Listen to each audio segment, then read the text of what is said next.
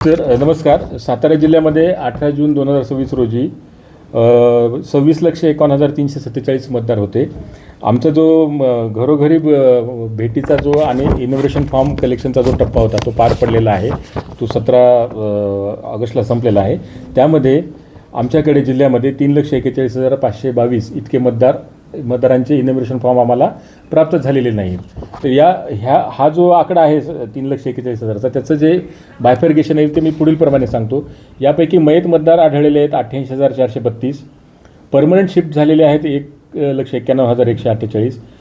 अगोदरच इनरोल्ड जे आहेत ते आहेत 34,789 आणि जे आम्हाला अब्सेंट किंवा गैरहजर आढळले घरी असे 26,330 आहेत आणि अदर्समध्ये 823 असे 3,41,522 मतदार आम्हाला इनोव्हेशन फॉर्म यांच्याकडून प्राप्त झालेलं नाही.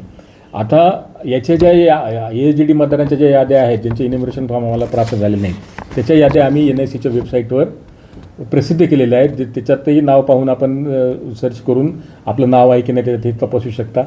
सोबतच सर्व राजकीय पक्षांना आम्ही याच्या सॉफ्ट कॉपी पण पुरवलेल्या आहेत. त्यांच्याकडे देखील आपण संपर्क करून पाहू शकता.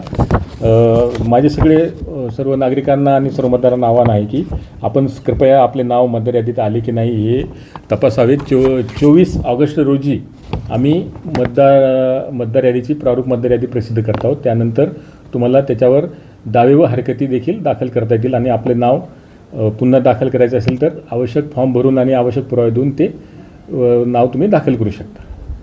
ठीक आहे. लोकशाही मराठी ऐका, पहा, जागरूक रहा.